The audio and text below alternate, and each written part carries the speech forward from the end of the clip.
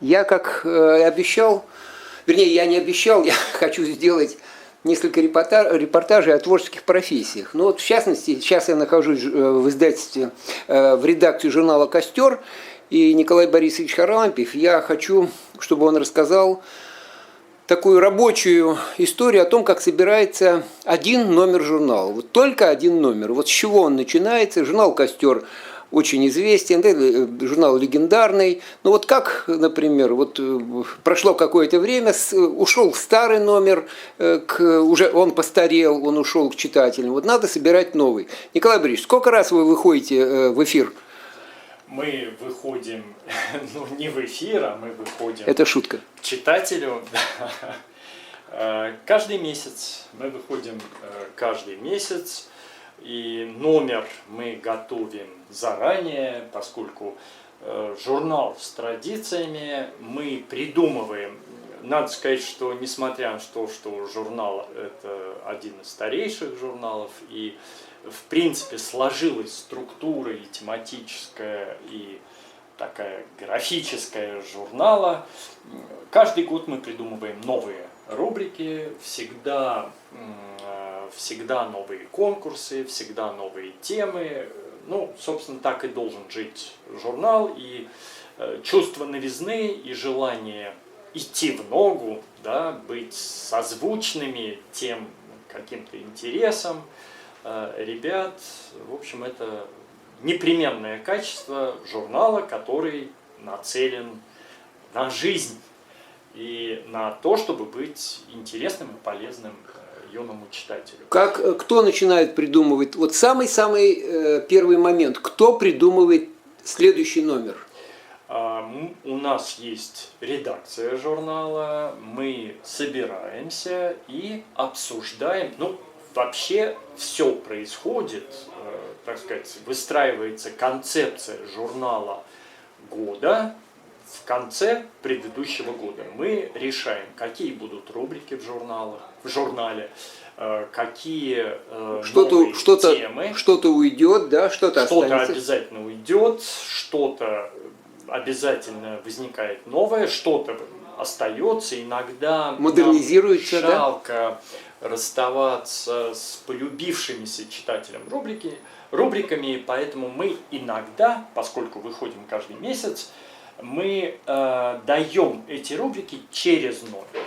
Вот, например, у нас есть рубрика такая «Ковчег», она у нас появляется на страницах 4 раза в год.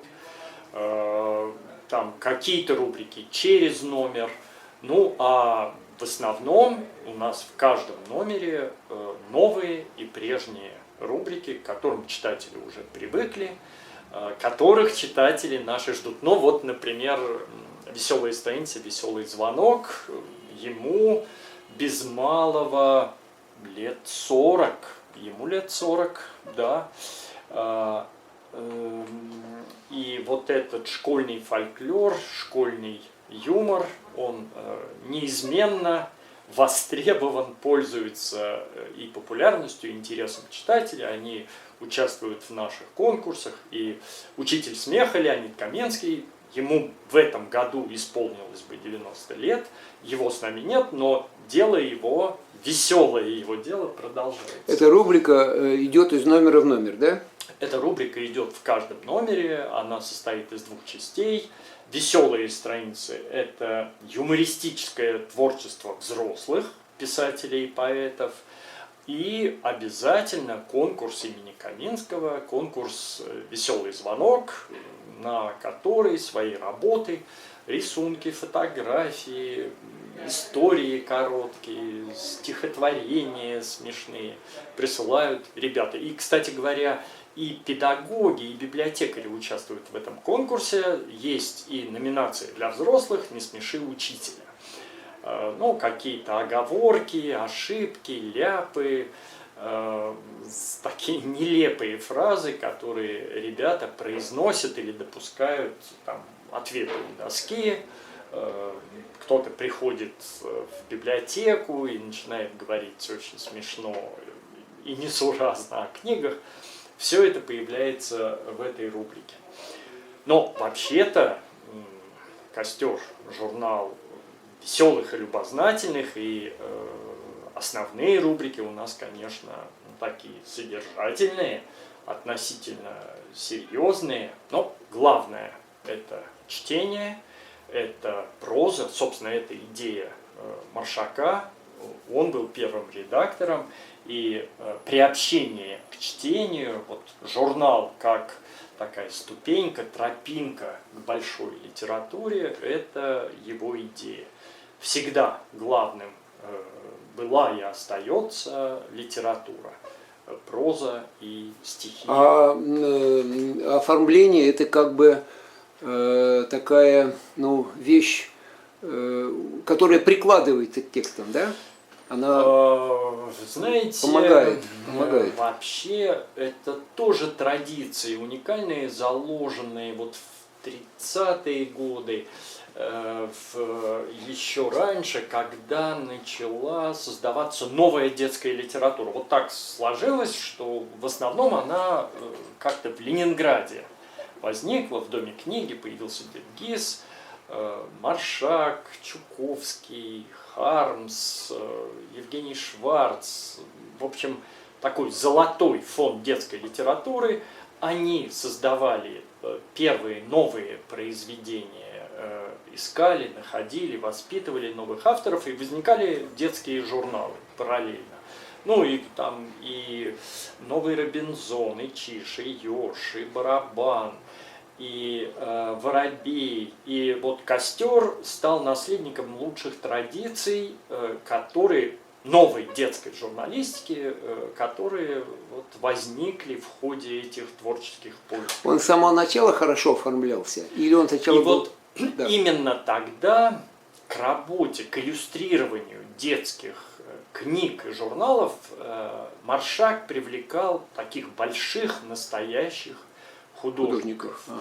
Лебедев, Коношевич, Васнецов, Пахомов и многие-многие другие.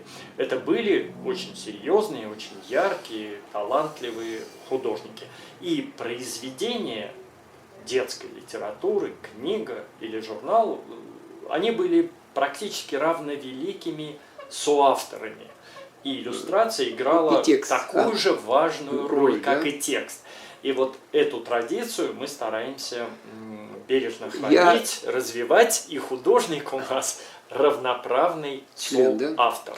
Я не могу себе представить Чуковского без Коношевича, а Коношевича без Чуковского. Они настолько интегрированы друг в друга. Вот. У вас в ваших журналах появились такие пары, вот, например, скажем, какой-то замечательный автор, текст, да, и какой-то замечательный художник. Пары такие, вот как Чуковский, да. Появились, да? Да, они были и появляются, эта традиция. Это складывается, вы знаете, ну вот как вообще рождается журнал. Ну, как я уже сказал, главная все-таки составляющая журнала при наличии многих рубрик и тем, и разнообразии, таком и жанровом, и тематическом, все-таки главное это чтение, это проза. И когда мы находим или получаем повесть, там, подборку рассказов. Вот, это самое интересное. Вот что вы делаете? Да. В этот момент мы с главным художником, а это Ксения Остаповна Почтенная, замечательный график, замечательный художник и педагог, и лауреат разных премий, и человек, который проиллюстрировал десятки замечательных детских книг, и не только детских, мы обсуждаем стилю какого художника из вашего круга. Из нашего круга. Мы с удовольствием привлекаем художников и новых, и молодых, и из других городов иногда. И когда мы решаем, что этот текст наилучшим образом может проиллюстрировать, вот как-то совпадают по стилистике, по тональности художник и автор, мы предлагаем этому художнику этот текст. Художник читает, говорит: да, с удовольствием, да, я попробую. Иногда это эскизы, иногда это сразу рисунки. Но когда речь идет, обычно мы выносим тему главной прозы журнала на обложку. Обложка, конечно, это несколько эскизов, но вот здесь таким образом и возникают эти союзы, эти тандемы. Провокационный вопрос. Бывает так, что художник отказывается какого-то автора, ну, или не получается как-то? Бывает, да, такое бывает. Не так часто, потому что, в общем, представление о том, в каком ключе работает этот художник, что ему лучше всего удается, у нас есть. Но иногда какие-то причины, да, иногда это не обязательно причины, ну, так сказать, содержательного свойства, иногда технические, но иногда это исключение, это редкость. Но случается и так, что художник говорит: нет, я не хотел бы, не смогу, это не мое. Но обычно вот это складывается этот дуэт, этот тандем. Художник создает или эскизы, или сразу иллюстрации, они отправляются автору. Иногда они встречаются. Вот у нас замечательная сложилась такая пара: Кристина Стрельникова, замечательный молодой писатель, и Катя Толстая. Та же Кристина Стрельникова и Александр Яковлев, Елена Амбросова с циклом рассказов, и Александр Яковлев замечательно, гармонично. Есть художники, ну, такие универсальные, вот та же Ксения Почтенная, она, или Ольга Граблевская. Это мастера, которые могут все. Палитра их возможностей, и технических, и художественных, она очень широка. Диапазон того, что они могут проиллюстрировать блистательно, он велик. Вот. Кто-то, кому-то, например, вот Шамиль Ворошилов, замечательный художник, но он такой художник-реалист, художник, очень тщательно прорабатывающий детали, очень основательный. Ему мы даем рассказы, ну, что называется, такие земные. У него прекрасно получаются рассказы, связанные с военной темой. В общем, такой художник-реалист. Есть художники романтические, легкие, там какие-нибудь истории о любви, истории остроумные, великолепно делает иллюстрации к ним Елена Болгова. Замечательно рисует, вот я уже сказал, Катя Толстая. Елена Эргард, великолепный художник, и ей удается очень многое, тоже широчайший диапазон. Ольга Маркина – это дизайнер журнала, но когда она иллюстрирует что-то, это всегда остроумно, это всегда такие заостренные характеристики. Очень динамичные. Динамичные, заставляющие, усиливающие характер, может быть, где-то его чуть-чуть пародирующие. Да-да, есть такой, да. Ну, такой легкий сарказм и ирония присутствует в ее картинках, рисунках, иллюстрациях.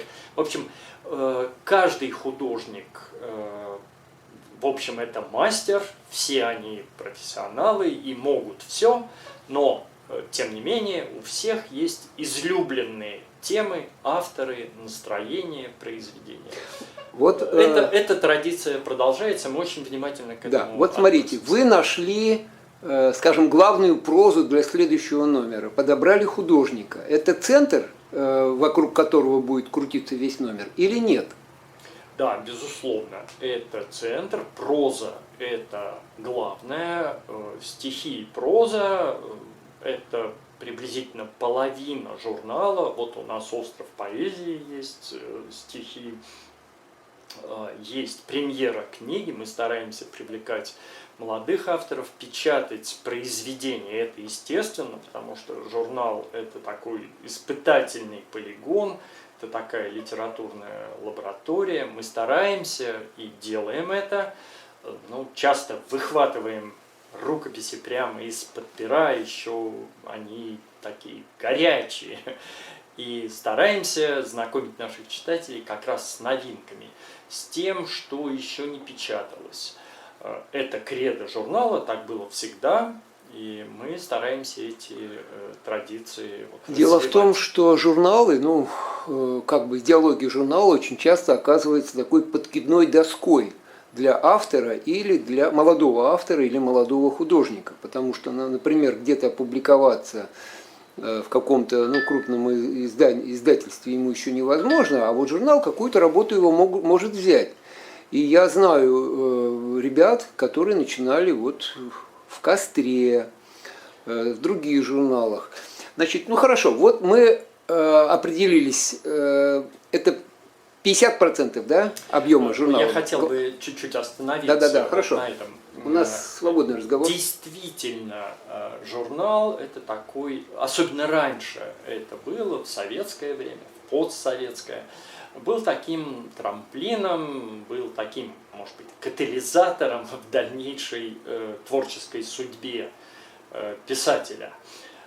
Сейчас это тоже справедливо, но сейчас это менее, может быть, актуально для автора, но раньше публикация в журнале была таким своеобразным пропуском, такой рекомендацией очень весомой для издательства. Знак качества.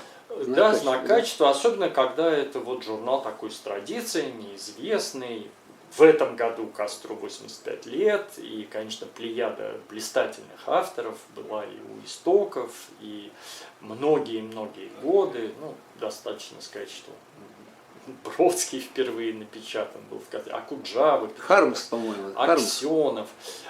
Хармс, конечно же, печатался в Костре. Я не говорю о, так сказать, вот этой плеяде отцов-основателей, отцов-разжигателей, Чуковском, Маршаке, Хармсе, Шварце. Довлатов работал в редакции. В общем, многие-многие известные, наш автор, членом редколлегии был Эдуард Успенский, Кир Булычев с нами сотрудничал. Сегодня это Андрей Усачев, это Алексей Шевченко, это Сергей Махотин, это Марина Бородицкая. Это все имена и, в общем, такие фигуры первого ряда детской литературы современной. Они нам помогают находить авторов, они дают какие-то рекомендации, а мы, в свою очередь, печатая этих молодых писателей и поэтов, конечно, тоже помогаем им в продвижении, в судьбе, в дальнейшей судьбе. Да, в дальнейшей судьбе. Это очень важно, и роль Костра. И вообще из Костра вышло множество книг, ставших классикой детской литературы. Да, такое... Астрид Линдгрен впервые на русском языке в Костре, Джани Родари сказки впервые, Алиса в Зазеркалье появилась в Костре. С Астрид Линдгрен мы просто переписывались. И вот Аника Тор, знаменитая шведская писательница, дала нам главы из книги, которая еще не вышла. Через полгода книга должна была выйти в Стокгольме, а Костер уже напечатал главы из нее.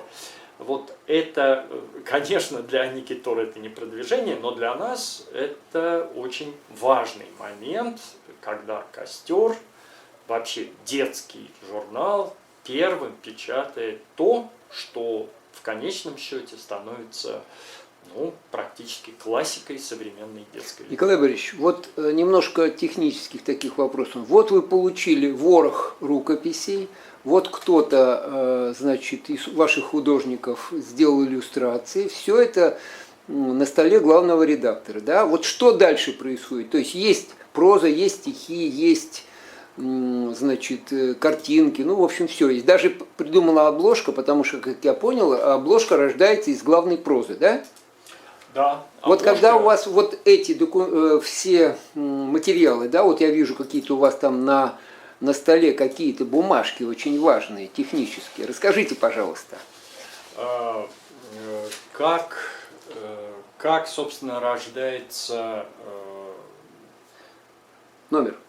Номер. Именно номер, Как один номер, рождается номер. Ну, как мы уже об этом говорили, конечно, основа номера – это проза.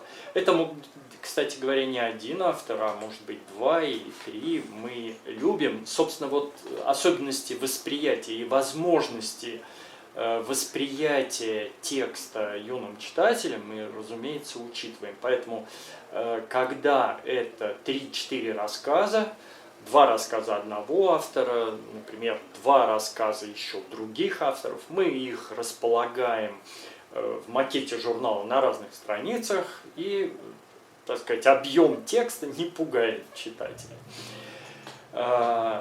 Мы знакомимся с текстом, и если это произведение представляется нам интересным, соответствующим, ну, вот, нашим критериям к просьбе, прежде всего это художественность, ну и какой-то заряд содержательный, эмоциональный, это уже сложилось, об этом даже не нужно говорить.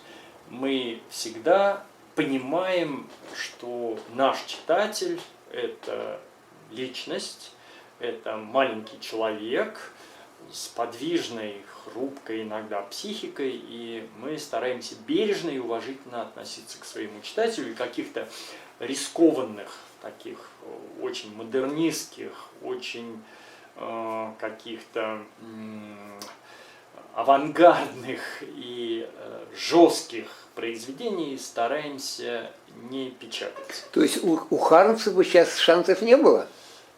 Ну, Хармс был парадоксален и печатался, но сегодня детские произведения Хармса для детей, его стихи, они замечательные. То есть сегодня... Они с потрясающим чувством юмора, и мы с удовольствием их напечатали бы. Другое дело, там истории для взрослых всякие, но это не для нас. Это был провокационный вопрос. Николай Борисович, Ну, значит, да, смотрите, да. вот рукописи, вот картинки, как бы большой объем уже. Вот расскажите технически, как дальше, что дальше происходит?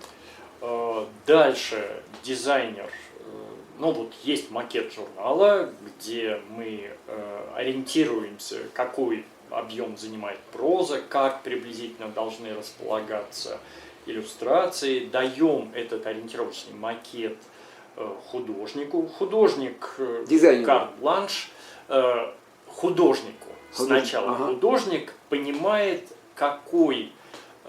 какая площадь для рисунков предназначается в журнале. Дальше он может менять компоновку, переносить, так сказать, эти рисунки с одной страницы на другую. Но важно, чтобы художник вписался в количество страниц, предназначенных для этой прозы. Готовые рисунки. Художник, вот эта концепция и видение прозы с иллюстрациями – это задача художника. Мы даем, вообще карт-бланш, доверяем художникам, они создают финишный, такой финальный вариант макета прозы. Они присылают свои предложения по этому макету, иллюстрации, наступает черед дизайнера, верстальщика, все это заверстывается на страницах, возникает вот такая композиция текста и рисунков, возникают какие-то, может быть, шероховатости, все это приводится в гармоничное состояние. Это корректоры уже работают, редактор-корректор, да? Корректор работает и на первой стадии с текстом, и, конечно, первая корректура – это верстка, это рисунки и текст. Первая вычетка, вторая вычетка, и очень часто, поскольку наши читатели дети, мы стараемся ни в коем случае не пропускать ошибок. Поэтому у нас есть и третья корректура.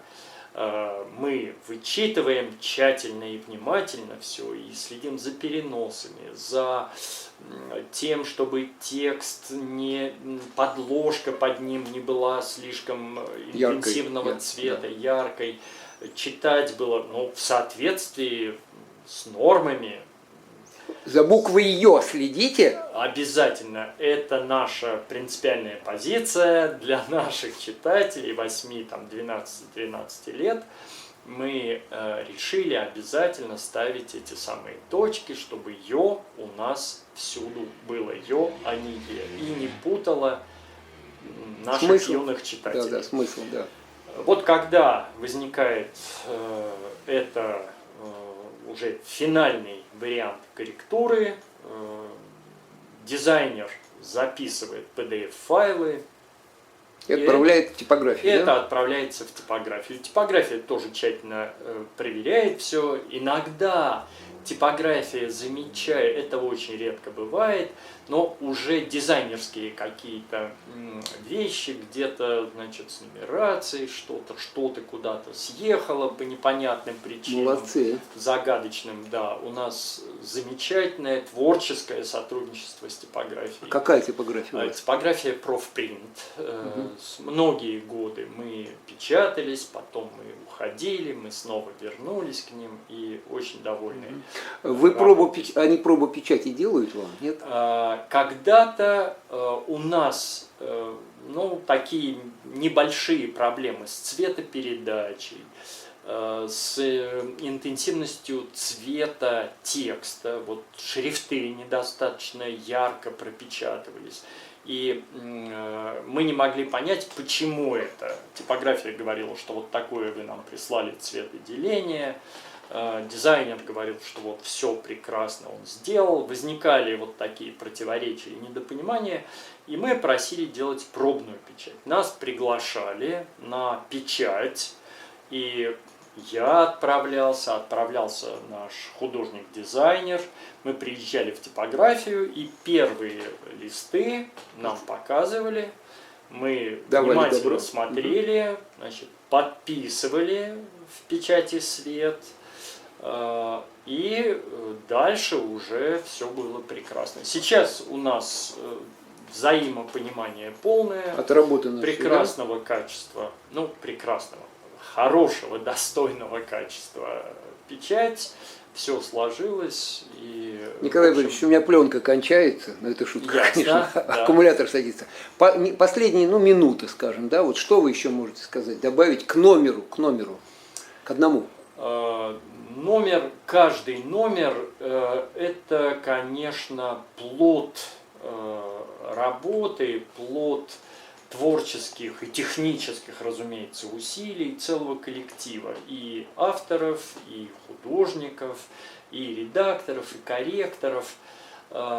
И вот благодаря тому, что многие годы, несмотря на более чем скромные гонорары или вообще отсутствие гонораров, этот коллектив преданных, заинтересованных, не побоюсь этого слова, подвижников детской литературы, иллюстрации, журналистики, эти замечательные люди, они с нами. Мы все это делаем вместе и в конечном счете получаем журнал, о котором мы слышим очень лестные отзывы. Замечательный журнал. Писателей. Давайте покажем. Читателей. Это последний, нет? Нет, последний. Сейчас я покажу. Вот это 80-летие нашего журнала. Вот это одни из последних номеров. Вот это последний номер. Чуть-чуть выше. Апрельский. Вот так, посвященный